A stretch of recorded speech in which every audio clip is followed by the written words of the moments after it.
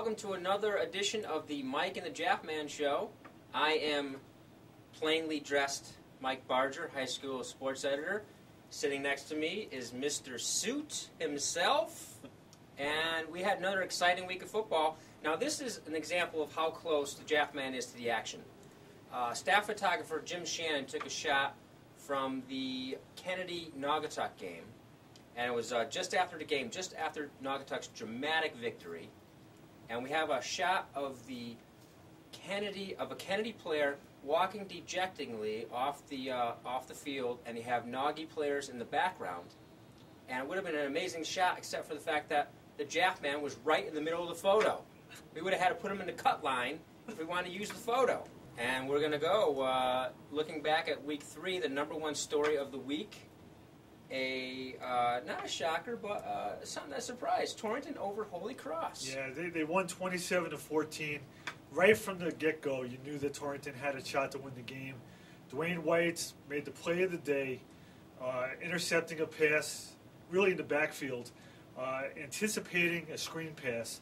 And all of a sudden, 65 yards later, touchdown, 6-0 lead, set the tone for a tremendous game. They had to come back to win because Holy Cross took the lead, but then Derek Williams and Chris DeBerry both took over the game, quarterback, running back, and those guys are going to really get better and better as time goes on.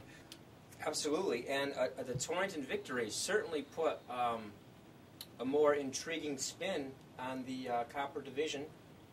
It's up in the air right now. I don't think anybody, I had Tom Brockett from Ansonia ask me the other day, who's going to win the division?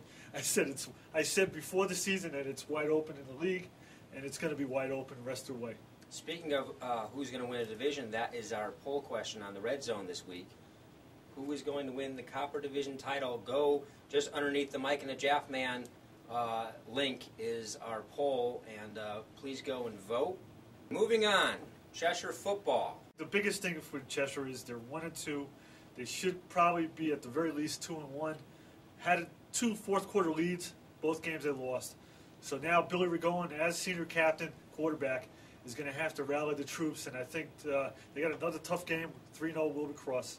It was a hard-fought game. I think we were in control the entire game, and then we kind of let it slip out. And to lose on a kick is kind of disappointing. So,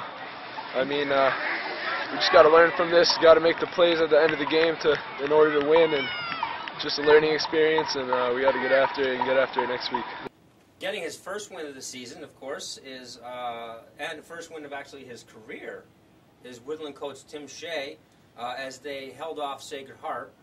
And you got to feel good about Coach Shea getting his first victory ever. Yeah, the Naugatuck native really he waited his turn, really was patient to get his first head coaching job, taking over for Chris Anderson. And I think one of the things that Tim Shea's bringing is accountability. He's going to be patient, but he's also going to have a change in depth chart from week to week. They have had a lot of injuries through the first couple of weeks, but now they got everybody seems to be healthy. John Murray, I said before the season, was one of the best players in the league, and there's no question that if he's on the field, they're going to be a better team. So we'll have to see what happens there. And here's Tim Shea, thoughts on his first win. Well, we came to play today. A lot of our beat-up kids were back playing now finally. It's good to have them all back. We were prepared to play without them, but we're glad we got them back. So kids played a full game, pretty fired up. They played excited, and we picked up a win. First one of the year. Now it's time for some trivia. The answer to last week, I don't know if it was too difficult of a question, but no one came up with the right answer.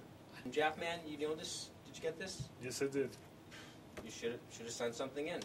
And who was it? Steve Croce from Pomperog, the offensive coordinator at Pomperog right now, and Tim Shea from Naugatuck.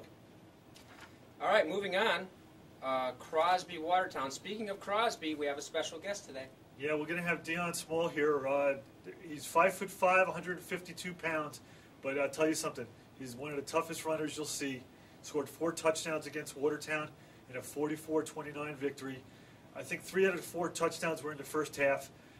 Everybody scored every time they had the ball, with the exception of the last possession of the first half. Watertown kneeled on the ball, and that tells you how much scoring was going on. So it was a real exciting game. Now, speaking of Watertown, you had a very feel-good story in Sunday's Republican. about their kicker. Paul Chavagnez has kicked the first 3 extra points the other day. He had a serious injury last year. Exactly a year to the day, their story ran in the Republican American.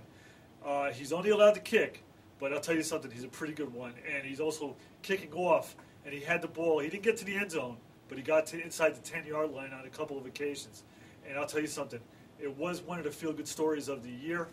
It will be one of the feel-good stories for the decade. All right.